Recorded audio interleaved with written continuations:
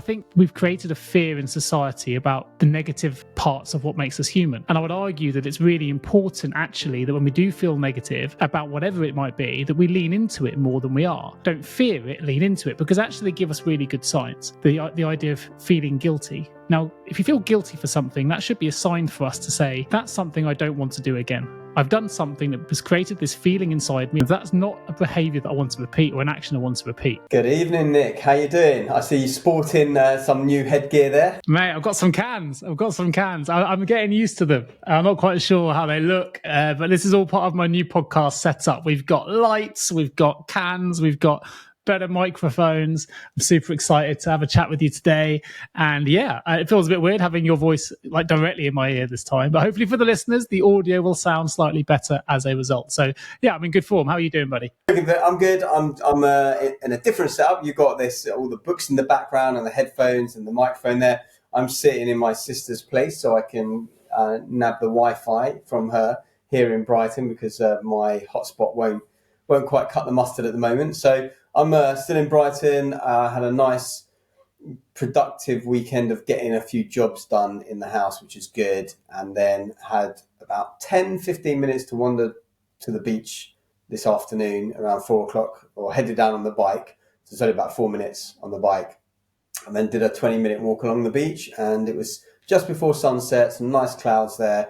I took a little snap to send to my friend who I'm enticing to come over at the weekend down from London. I said, this is what I'm seeing right now. This is what it's all about. Just seeing the sunset, seeing the sea. So that feels quite good. So I don't think my day's been as hectic as yours. Yours sounds like pretty full on from what you were saying. So I'm hoping we have I haven't left my desk yet, buddy, since this morning. I mean, I got up, I was very proactive, very proud of me. I got up, I did a 90-kilometre bike ride, 5K run, pre-work. It's kind of my long distance day this morning. So I'm up super early.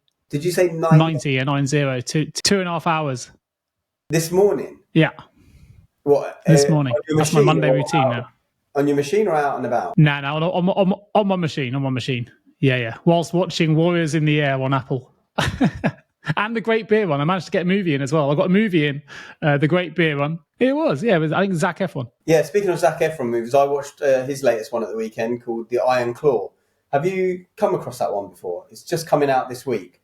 And I haven't. It sounds like a superhero movie. Is it? No, it's not. It's actually a true story about this wrestling family called the Von Erichs. And they were a big wrestling family, about 4 or 5 brothers in the 1980s. And they were a very powerful dynasty, if you like, in the WWE, WWF pre-era. Although it's a massively tragic story, their life. I won't go into it, but just a Google search will show you what's. It's actually good. But Zac Efron bulked up massively. He is huge. He must have been using all sorts of stuff to get that big. It's ridiculous, his physique. But yeah, I'm starting to warm to Zac Efron. I think it was, I didn't really think about him too much in terms of being any good, but I've seen a few movies of his and I thought, he's actually all right. He's quite good. And actually, he's got a good show on Netflix, I think, all about longevity or something along those lines. I have, yeah, he has. I've watched some of that as well. But yeah, he's very talented. So yeah, I did that this morning. Felt like I'd had a really proactive morning, and then since then I've been at my desk and I've been wed to it all day. Well, it's time now. It's 7:23. So since 9 o'clock this morning, I think I've left twice actually. I left very briefly before this call to go to the loo, and I had lunch at about 3 o'clock. Nipped out for literally 10 minutes to make myself a sandwich. So yeah, I'm pretty wedded to my desk today. Not a fun Monday. Lots to get through, but a productive one. And I'm probably going to be back on my laptop after this call. So yeah. Although I think that you wanted to talk about, I guess it was a wider issue, but the idea of apathy, and it's quite funny because, and we can discuss what apathy means in a moment, but for those of you that just have the general idea of what apathy means, your morning and your day sounds very the opposite of that, right? In terms of you were super productive this morning with the 90-kilometer bike ride before work is insane, by the way. And then, yes, being wedded to your desk all day, even though it's not great, there must have been some level of productivity happening there as well. So I guess my question before we think about what apathy is what is it that's jumped to mind on that? What's prompted this, do you think? Well, I think to answer your question, yeah, I certainly haven't been apathetic today because I've been incredibly connected to what I've been doing, albeit work-related tasks. I've had a connected level of focus today. I think I wanted to talk about apathy because for me, it's a real, and it will. When you look out for it, you can see it around you, and I think it's a dangerous state. I think it's arguably not a million miles away from a suicidal state potentially, but I think it's a sign of complete disconnectedness from one's emotions. I think that's where it differs from others. It's therefore disconnectedness from our authentic selves, and I think there are more people than we probably think are in apathetic states, which is worrying. But the idea of apathy, which I know we're going to define it and we'll probably talk about it in more detail in a bit. The reason it came to mind is I had some conversations over the weekend about a woke society. Now, just using the word woke can be relatively controversial these days, right? But I think we are living in a society where it's almost frowned upon or dangerous, or we perceive it to be dangerous to think negatively. Now, apathy, I would say, is rooted in negativity when we see the world a particular way. And therefore, it'd be easy for someone to assume that if we want to avoid becoming apathetic, then we need to be positive, right? But actually, I would argue that there's some dangerous elements to that, that if we believe that anything but being positive is automatically a bad thing, which notice I use a different word from negative, as I use the word bad quite deliberately.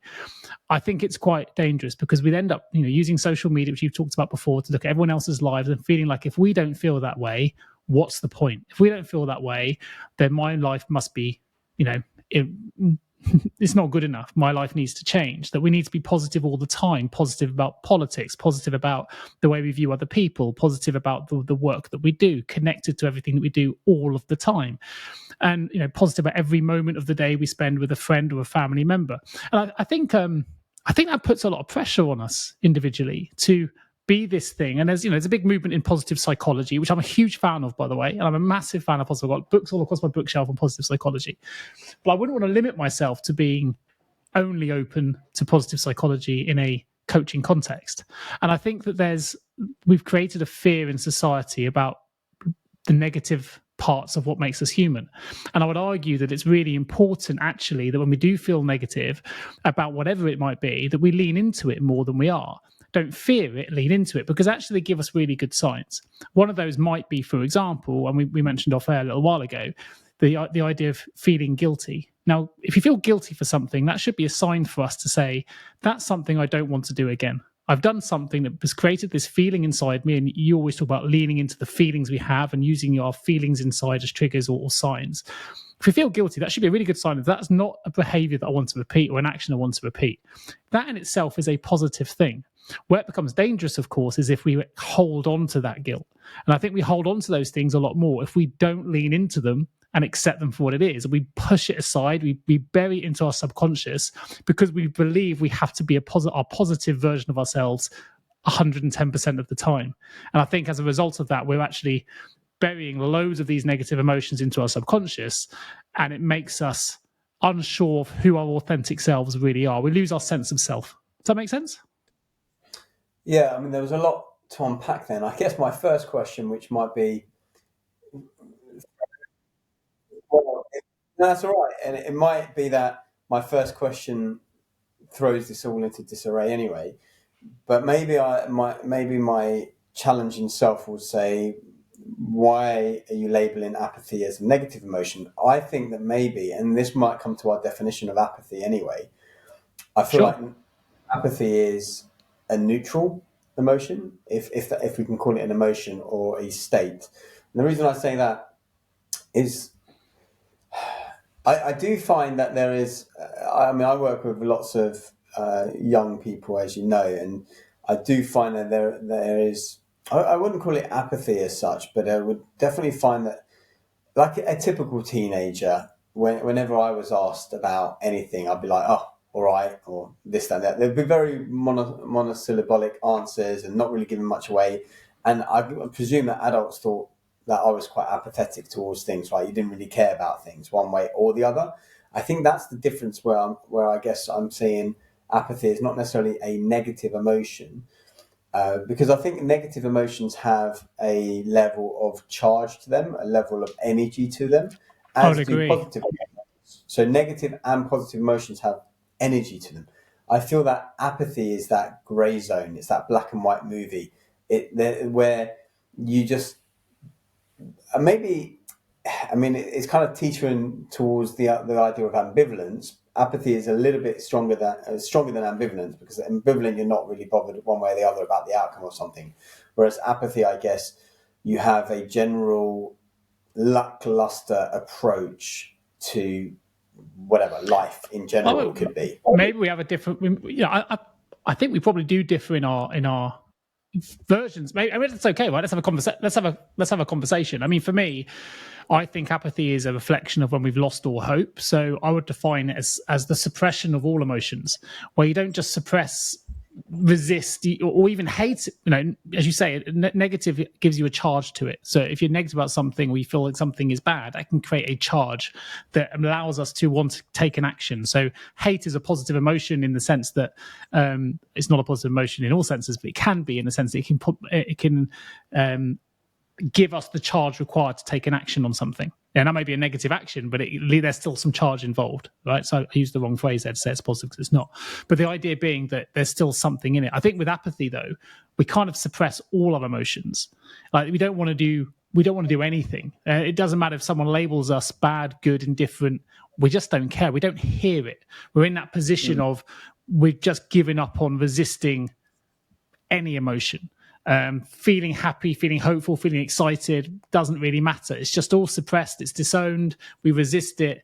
We just resist all feelings altogether. For me, that's apathy. That's why I would say it's quite close to being dangerous on that suicidal side of things, because when you've just given up on everything, nothing really tickles you or challenges you or excites you either way, including the bad. You can kind of say there's an earthquake happening, or you're going to get hit by a meteorite, and I'm like, okay.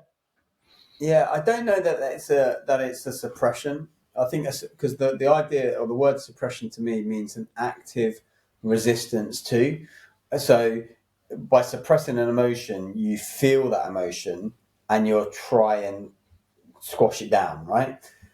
Apathy for me is a lack of that emotion or that feeling in the first place to some degree. So it's not like there's an active denial of that emotion or try to resist that emotion.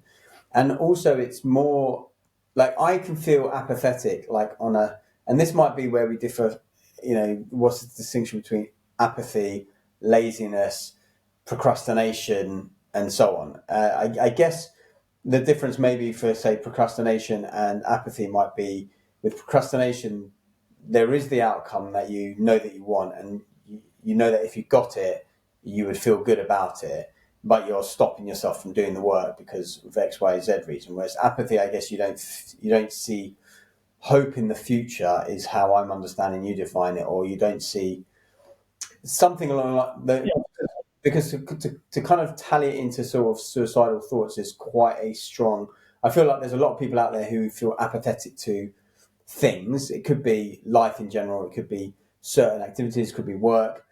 But I don't think it's anywhere close to being that level. I think that's okay. We're allowed to have different distinctions. I think our listeners will have different distinctions as well. And I don't think necessarily we need a conversation on what the exact definition is. Maybe we need to go and have a look on a dictionary in a minute and see how a dictionary defines it. I haven't looked, but that's my understanding of what it means for me. And obviously it means slightly different for you, and that's fine.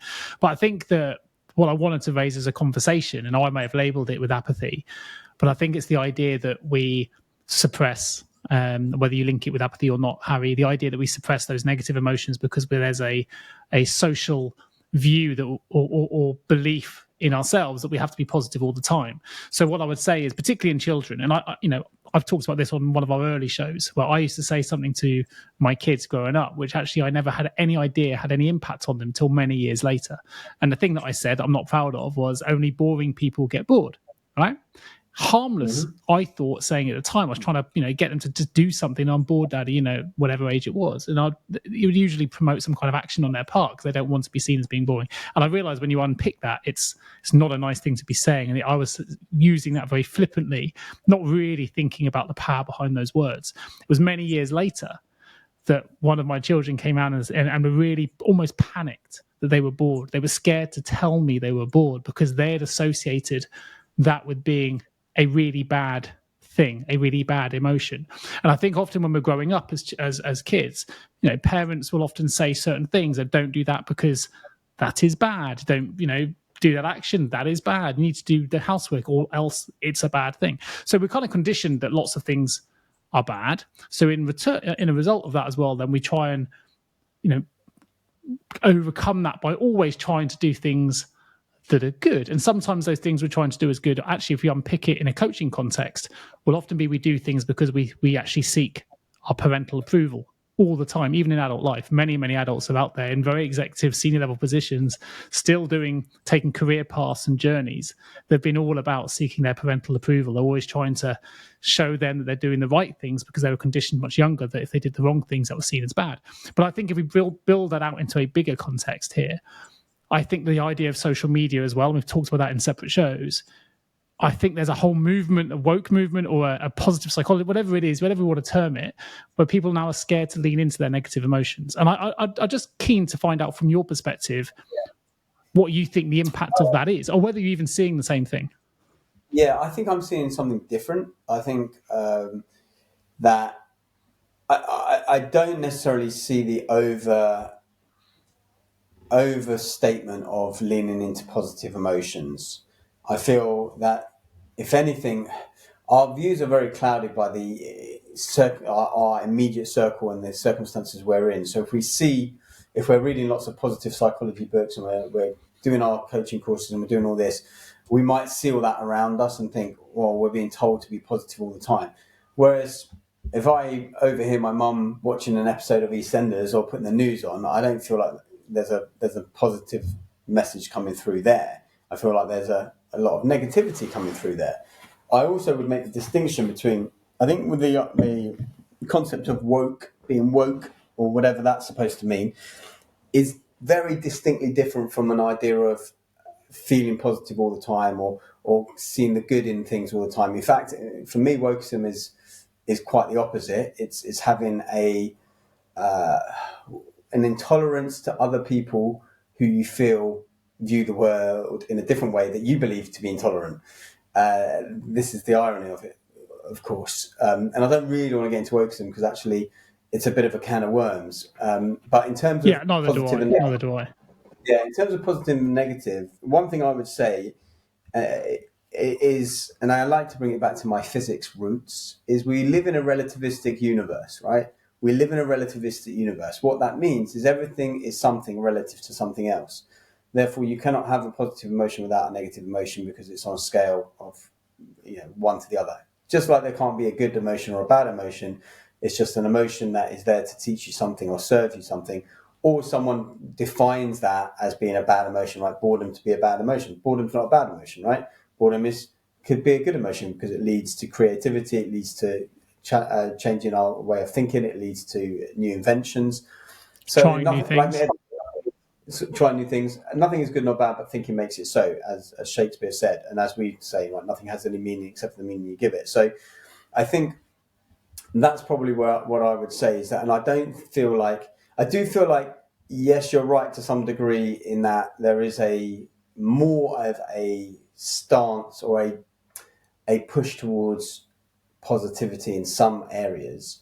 And I feel like that's really just coming because previous to, say, positive psychology, people were studying what was wrong with people rather than looking at people that were right and thinking what was right with those people. Do you know the analogy, not the analogy, the story, I think it was about the planes in Second World War, where they were trying to arm the planes so that they would resist the German fire. And they kept looking at the planes that were coming back into land in the airfields, and they were seeing where they were being shot up. And so then they were putting armoured plates around those bits. But it wasn't until they twigged that actually they should be thinking about if they were being shot up in those points and still making it back, that wasn't the problem. It was the other planes that weren't making it back that were being shot up in those other things. And I think positive psychology is similar to that, in that previous to that, we were looking at a bad or an ill person in some way, shape, or form and seeing what made them ill. Positive psychology came along and said, hang on a second, rather than looking at an ill person and trying to see how we can make them better, why don't we look at people who are in good states and see what they're doing, which is this plane analogy, see what they're doing and then do more of that. And so I think because there is now this pendulum swing, you might feel like there's more of an idea that we have to be happy with. Yeah, I probably do. I mean, I think that's why I'm keen to say that I'm a massive fan of positive psychology, but it, like everything, you need balance. And I just think maybe we've moved too far in one direction of the pendulum. And I think that there's something to be said in terms of leaning into things that are negative. And sometimes when we do that, actually, you find the positive anyway. But I think there's a resistance to lean into the negative things, and certainly publicly. So, if you bring this into male mental health in particular, there's a real fear in men talking openly. I mean, it's got a lot better, without a doubt. It's been massively covered and supported, and which is great, right? But there's still a fear among men in talking about how they really feel, and I think that's often down to a perception that if they were to be open about how they feel as a man, that it's seen to be less manly or weakness or whatever, right? But actually, we know that if they do speak about their and confront their negative emotions in the instance, it will often result in a positive outcome because they've shared it, and that problem shares problem halved, and they've got a community and things like that. But I think because there's these constructs that we create, social media has a lot to answer for, that we have to be a certain way and have to always be positive and upbeat all the time.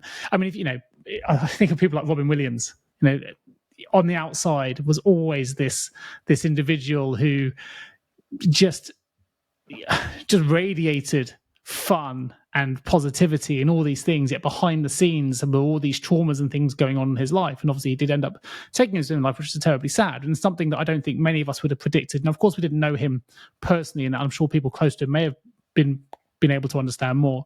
But I do think there's a place at the moment, and I see it in the workplace all the time. I work in career coaching as well, in particular, people made redundant, and they're trying to keep a brave face on it for their families, or they're trying to keep a brave face on it for, why do you need to keep a brave face on it? Like, lean into where we are. Look at the opportunity actually that this may have provided for you. This is the first time potentially in 15, 20 years you have to actually take a genuine break to reassess what it is you want to do. There are loads of positives here. You have more time now to be with your family while you make that assessment, and then you have to unpick them and reframe, which is a big part of this, right? But I think there's so much involved in where my head is, which is why this is a little bit of a mind dump. But the idea of letting go of expectations that often are started on by parents like me, where they say certain things without realizing the impact that might have later. And when we let go of those expectations, then you can start really being authentically you. An expectation, I think, is often combined with this idea that we have to be a certain thing or a certain way, i.e. a man has to be this strong individual who doesn't show emotion. Now, I know we've got a lot better, but that's still there. So I think that's part of it. Positive psychology is absolutely great, but in balance. It's interesting you talk about, as you were talking about that, men don't show emotions, don't cry. I was quite literally thinking about the movie last night with Zac Efron, The Iron Claw. And I'm not going to give too much away, aside from the fact he at one point is with his children.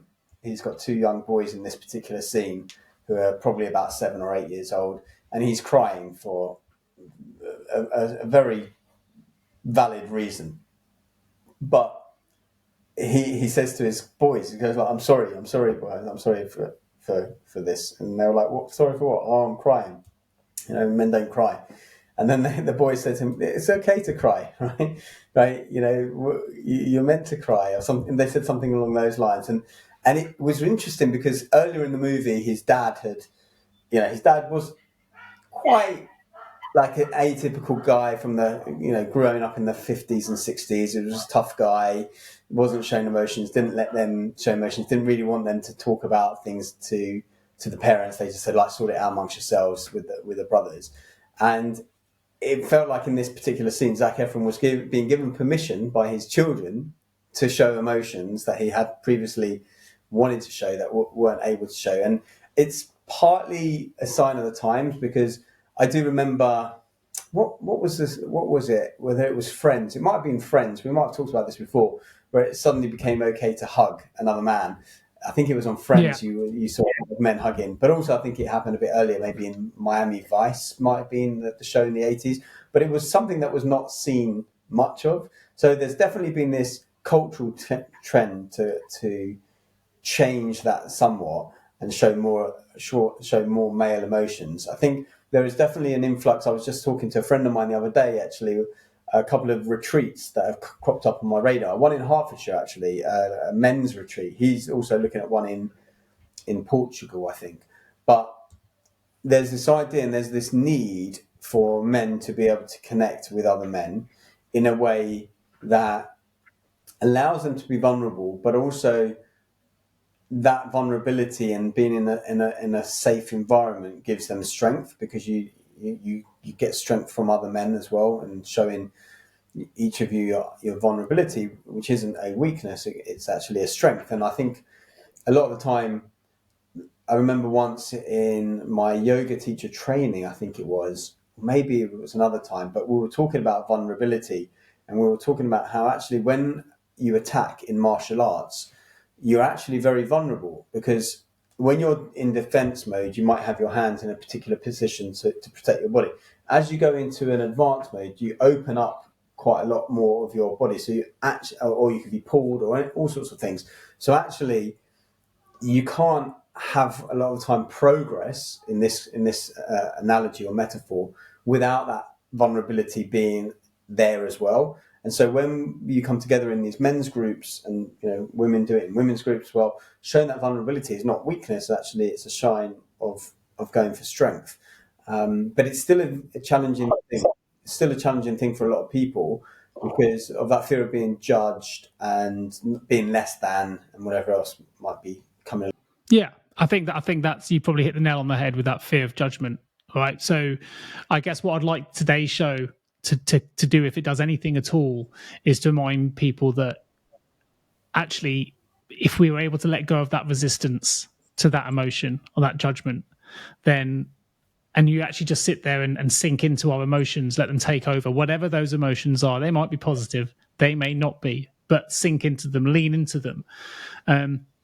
Number one is we'll probably really enjoy the experience, because actually when we do that thing, when we let go of all the attachment to the things we think we should be, and let go of the resistance, the judgment, all the things that you've just mentioned, we go into a new space, right, where we're authentically us. And I think that's probably where, and I had a bit of a mind dump at the start of today's show, but I think we're in a world at the moment which values constant positivity then over authenticity. I think we want to get to authenticity, but I think not everyone's there, because we're in that place of constant positivity. And whilst the two can be part of the same, authenticity for me is where we actually want to get to. But to be authentically ourselves, we've got to let go. And I'm going back to the book of letting go, which obviously has had a big transformational impact on my life. But the idea of letting go of the attachment to feelings, the attachment to the things we think we should, the person we think we should be or ought to be, our egos. The ego that shows the best version of ourselves to the outside world, but actually we want to go back to a place of authenticity. And if that authentic self in that moment is not necessarily a positive emotion, I think that's okay, because you're actually being us. I mean, I had a bit of a cry earlier today, right? I'm admitting it. I've got a dog that's been with me for 16 and a half years, Buster. You've met him several times, Harry, right? He is not on a good way. He's gone downhill very, very fast. Now, he's been part of my married life. Been married with my partner now for 21 years. We've been married for 4 months longer than we've had the dog. And, we've got a 14-year-old daughter. He's been with us our entire lives, but we know we've got a vet appointment tomorrow morning, which we've called, and I'm a bit nervous about what he might say. Now, when we had that conversation with my wife, both of us ended up breaking down into tears, or had sweaty eyes, as I often like to put it, right? But for me, that was just letting go of emotion. That wasn't a positive place, but it was also a chance for us to then reflect on all the positive things we'd had. We had a little conversation for the short break I did have today. We chatted about some of the stories we had with him, some of the great memories, and it led to a place of positivity, in the sense that it allowed us, we lent into the negativity, and we found positivity in the sense that it reminded us of all the good stories and good times we'd had with him. We know tomorrow is still going to be difficult, but we're going to lean into that as well. We've got to go, tomorrow's going to be a difficult conversation. We need to be authentically what is right for Buster and what's right for the situation, and not do what necessarily is right for us. Does that make sense? So that's probably why this conversation's come up. But I had a good old cry earlier today. I mean, yeah, well, I think I came to tears last night watching this Iron Claw, but now you're talking about your situation, and I'm sure you've seen this movie, but I'm reluctant to almost mention it again. But Marley and Me, that's what this else. But I think when it comes to this negative positive dichotomy, I actually feel like we are inherent. I know inherently we've got this negative bias in terms of a protection mechanism, and it helps us evolutionary evolve.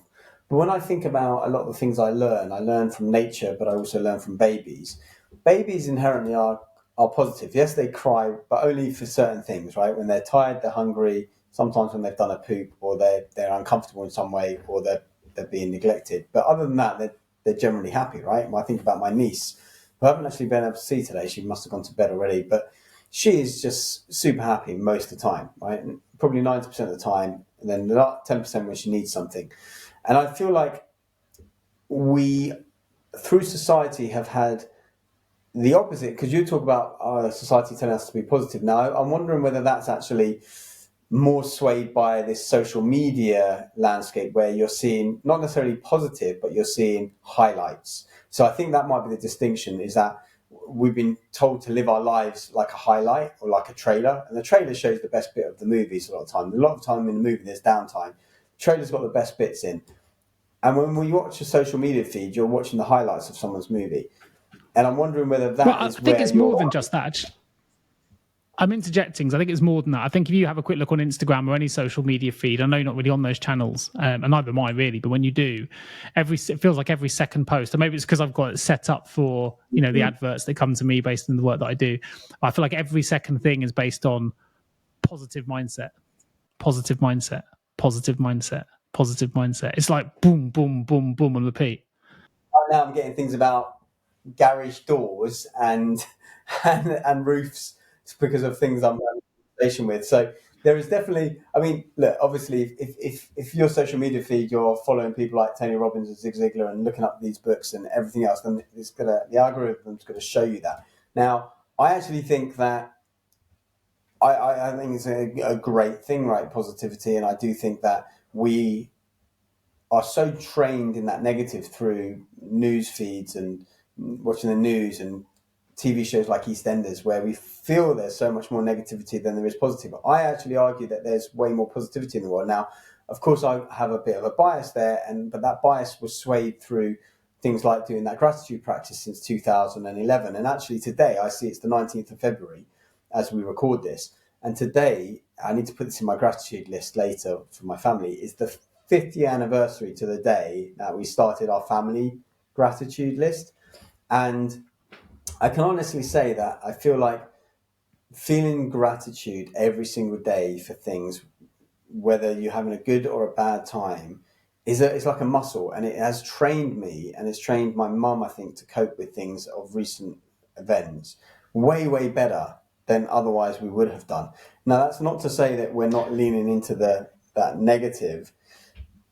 It's like you're studying a bit of Zen Buddhism at the moment, and often when I tell my students in class, yoga class, when they're doing Shavasana, which is the last pose where you lie down, a lot of time thoughts come into your head. Now, we've discussed this before with meditation, right? The idea is not to have no thoughts. The idea is to see those thoughts as if you're looking out a window and you see clouds passing in the sky. You see the cloud, but you're not trying to grasp onto the cloud. You're not trying to keep a cloud in its view.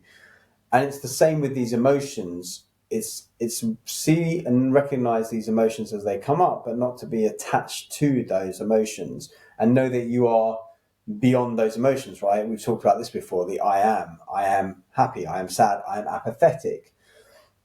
It's a fleeting time. Now, that fleeting time might be a few moments, it might be minutes, it might be hours.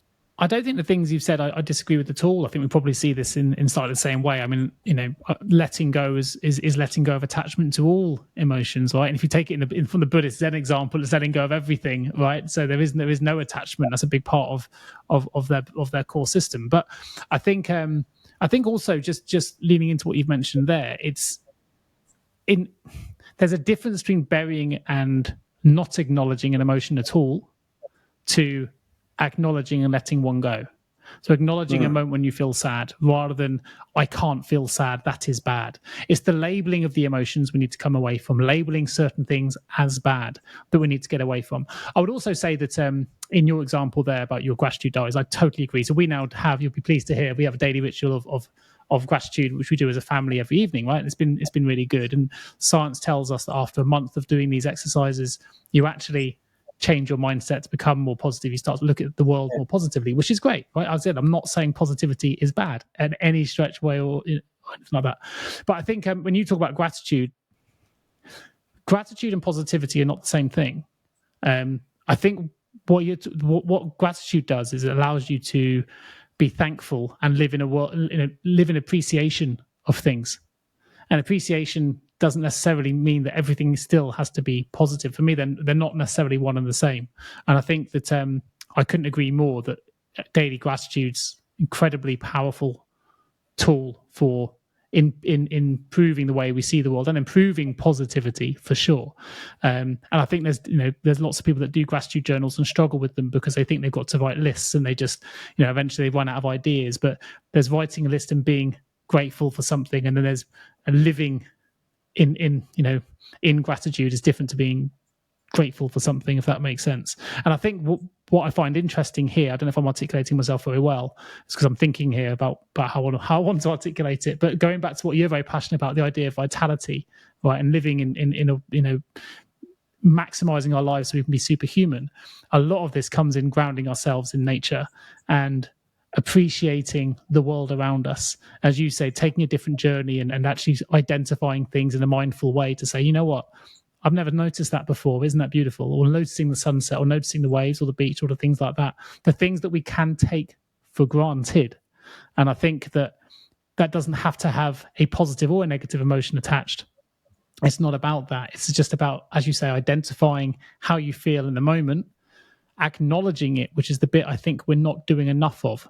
So if you are going back to that example earlier, that guy that wants to be vulnerable, but we don't often acknowledge the feelings. We push them back down into our subconscious. We don't let them come up. We don't acknowledge it for fear of judgment or whatever it is that we're fearing in that moment.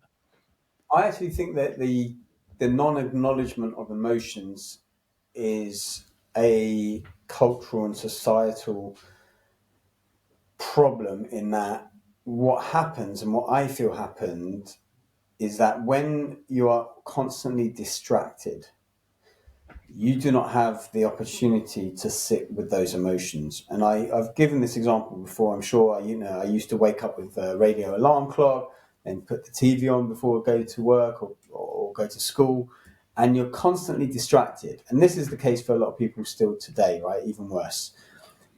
And I will remember, because I was talking to my mum the other day, because I'm trying to get her into doing something like yoga. And actually there was a yoga retreat that has cropped into my inbox from a company nearby for September. And I'm trying to see if she's open to the idea, because it's in Cyprus. It's only half an hour away from the flat that she's got there. And it would be a residential retreat, but you could tie it in. It would be quite nice. And she's like, I don't really like yoga. She's only done it once with me anyway. She hasn't really tried it, and that was only 20 minutes. She goes, I get bored really easily. I'm like, yeah, this is it. It's being able to sit with your emotions. I remember the hardest pose that I used to have to do in yoga was that shavasana, which is that lying down part at the end. I remember probably for the first at least 3 years, 2 or 3 years, that was easily the hardest pose that I had to do. And I was always in that state of, okay, we've finished. We've got like 5 minutes left. I might as well just go. Right? What's the point of just lying down for 5 minutes? Just get going and get out of there. And I think this is where the suppression of emotions comes from, is that we are suppressed from those emotions because of distraction. Also, a lot of our emotional center stems, and we should really do a topic about the microbiome and the gut and serotonin and feelings that definitely. come from the stomach. And because of the way that we're eating, because of the sleep deprivation that a lot of people are living with, all of these things, whether it's the food, whether it's the chemicals in the environment, whether it's the lack of sleep, whether it's the distraction from social media or radio or TV, all of those things are actually inadvertently suppressing those emotional centers for us. And so we're not used to actually being able to sit with the emotion to suppress them in the first place, because they've been suppressed a lot of the time by other things. Even in that example you've given, I would imagine that your was it your sister you said on the yoga? Was it your sister? My mum. Yeah, on the yoga poses. But the idea that I get bored in that pose, there's already an association that boredom is bad. So, why is that a bad thing? Would be a question you could come back with, but we make the assumption it's bad, therefore I'm not going to do the thing. Actually, we'll go back to Michael Barnes. I've got a funny little. I say funny. We're being open and vulnerable here, so I'll tell the audience something, and I think we should advance it. So I've been having some problems with wind, shall we say, right? So this has been on for years. I just thought this was a genuine problem, particularly in the evenings after like food and stuff like that. So I thought, there you go, I've admitted that live on the show.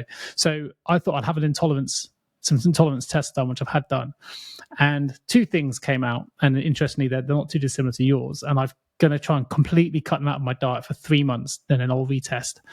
But on the particular scores that you get, I've done the Zoe thing as well, but that doesn't really give you great results. But I've done this one through a different company, blood test result, and anything over 20 would tell you that you've got a potential intolerance to a particular food group, and only 5 things came up. But out of that over 20, I had a particular score of 93 for cow's milk. And I had the second highest scoring thing was yeast, followed by gluten.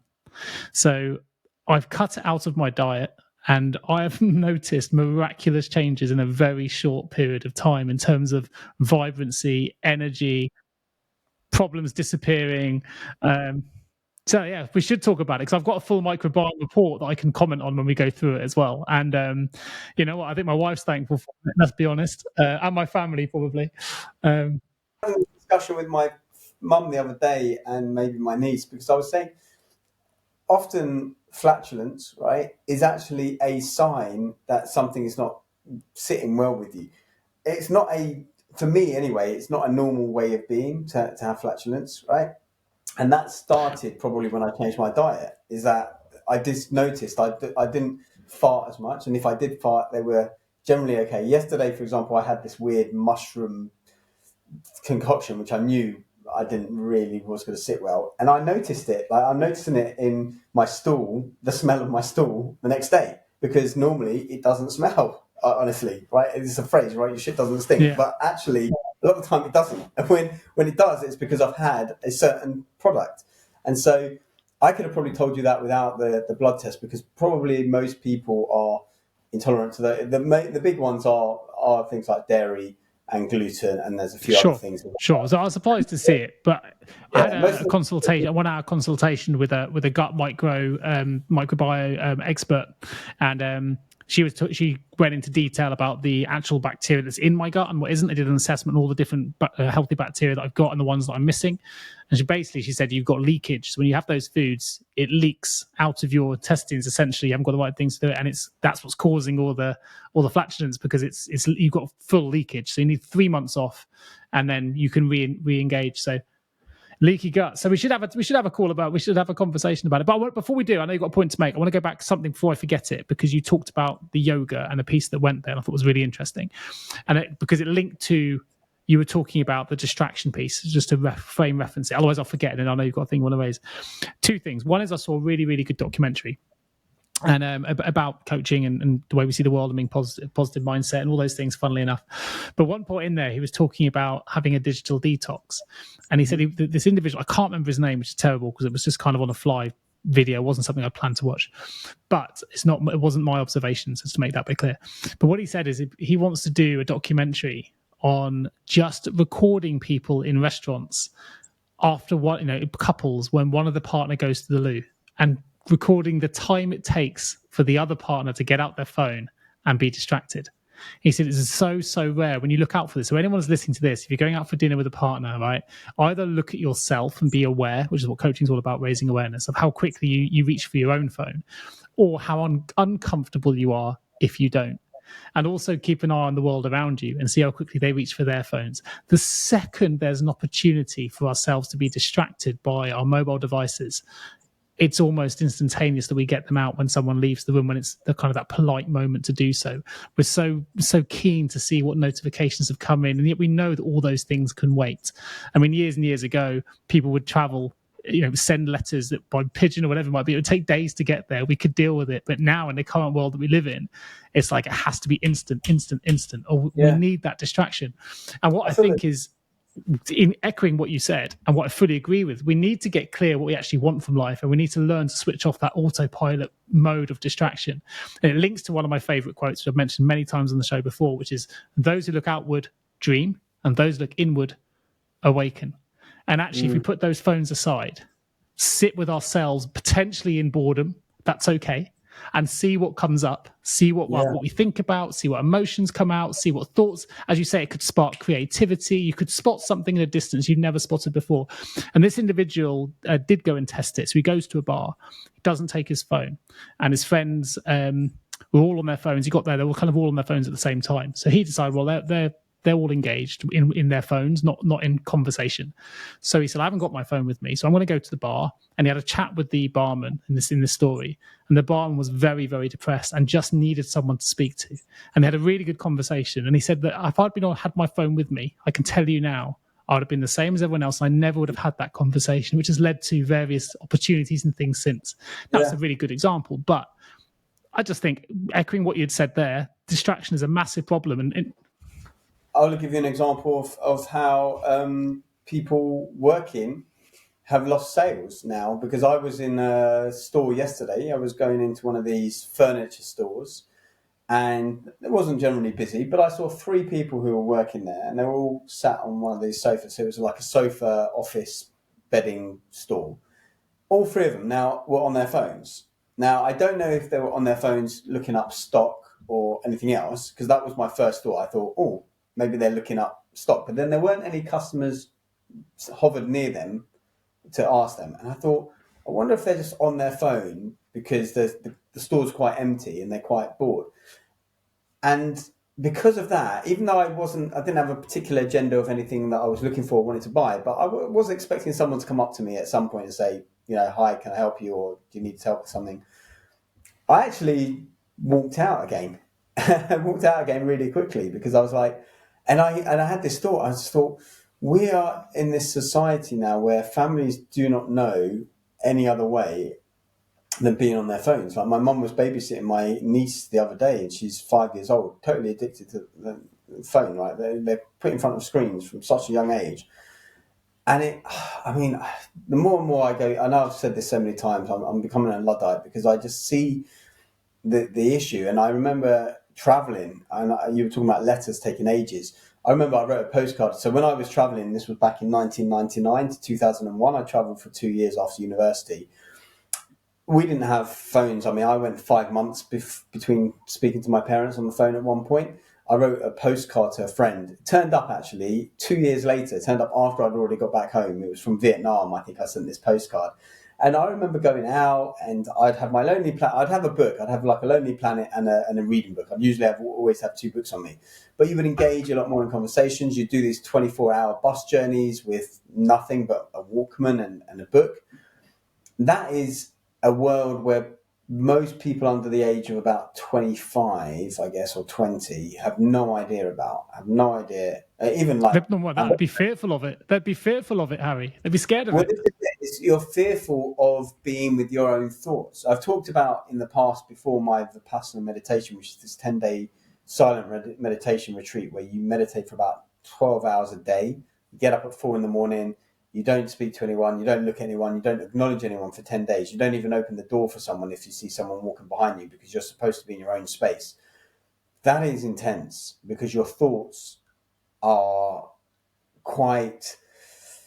what's the word? I guess they're quite... It's a bit like Luke Skywalker going in The Empire Strikes Back, and he's training with Yoda on that Dagobah 6 system or whatever it's called, and he has to go into this cave, and his worst nightmare is in that cave, and he's fighting Darth Vader in there, and he rips the mask off, and it turns out to be him, and he's having to be fighting himself. That's kind of what it's like with the meditation retreat and with thoughts in general, is that we're so afraid of what we might see on the inside that we will do our best not to say it. And I like your quote where you say, those that look outward dream, those who look inward awaken.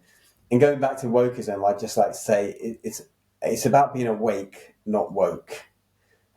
Most people are Yeah, I not like awake. that. I think also, I don't know if you meant to do it or not, Harry, but you've managed to take the whole conversation full circle, right? Because what you're saying there really is we need to acknowledge all our emotions, not be fearful of them, which is kind of where in my mind dump at the start I was getting to, really. Don't suppress the emotions. We need to just recognize them. We need to acknowledge them. We need to appreciate them for what they are. We need to be comfortable in letting them go. But we can't let go of something if we're burying it. We can't let go of something if we're not even letting it come to the surface. And often, as you say, going back to the mobile phone thing, we're distracting ourselves. So somehow today we've managed to talk about apathy. We've managed to talk about flatulence, the smell of your stools, some movies, and bring it all the way full circle to 10-hour meditations. I'm quite impressed with that in an hour. I thought that I was talking about when you were talking about gluten, and it was that leaky gut. And I know about this. I've written about it in the book I'm releasing, but I'm not an expert on this, but the world's foremost expert on gluten sensitivity, I think, is a guy called Alessandro Fasano, someone like that, out of East Coast of America. And he has an analogy, which I'm not going to do it justice, but something about how effectively gluten affects everyone. Everyone produces this enzyme called zonulin, or this protein called zonulin, when they eat gluten. And for some people, it might take 60 years or 80 years before that has an effect. And other people, it might be immediate, but it's always there. It's always affecting everyone. So everyone is effectively having this. I guess he uses an analogy, I think, of a rug of some sort, but I don't know how his analogy works. But somehow it peels away, or it pulls away at the rug, and then it grows back again for some people. But other people, it doesn't grow back, or it doesn't grow back as fast. And so at some point, it's going to break for someone. And so I always say to people who ask me about diet and things like that, and the general rules I would say is, if you cut out dairy and you cut out gluten, and you don't have to even do it for 3 months, as you're discovering, usually in 3 days or 7 days or 10 days, something like that, you're going to notice differences. Usually for the positive. So I'm glad that you're trying that experiment out, and I'm glad you've noticed something so obvious as literally like farting. And you'll start to notice that actually when you eat certain things, oh, that makes my fart smell like this. Maybe that's not going to agree with me. I think it might link to the rug analogy you were calling, because I think the reason for the 3 months is that when you eat something all the time, and intolerance can be there because you're eating too much of the food and it takes away the proteins that are there to kind of block the gut. So after 3 months, as you say, the rug grows back, I think the word you used, but it grows back. So I might be in 3 months' time, I can actually tolerate gluten again. But at the moment, if I keep hitting it and keep knocking it away, I can't. So you test it back slowly with one food at a time over a month. And if you feel fine, then you're okay. Oh, sorry. I was going to suggest something to you. Again, I'm not an expert on leaky gut, although I think there is a website called healingleakygut.com or something like that. There are some good websites on leaky gut and how to heal it. But one of the things I do remember, because a friend of mine had an issue, but bone broth is usually very good. I'm not sure if bone broth is part of your Yeah, they diet. recommended it. Oh, I'll tell you what, why don't we pause this conversation and have this next time? Because I've got all my feedback reports, including bone broth as a recommendation, so we can talk about why that's a good thing. I can give you some information about the specific gut microbiome that might be of interest to others to learn certain things, because I've been on a bit of a journey. You're a bit of an expert in nutrition anyway. As you know, I'm qualified in sports nutrition specifically, so we could probably have a good conversation. And, we're not experts necessarily in the microbiome, but I do think we've got views, and you've certainly got experiences in the way that you manage your diet that may result in some takeaways for our listeners. Yeah, I think we'll have a conversation about that. I think it'll be very interesting. It's been a few years though since I looked into the whole gluten leaky gut correction stuff, but definitely bone broth is one of those things that is always up on the list.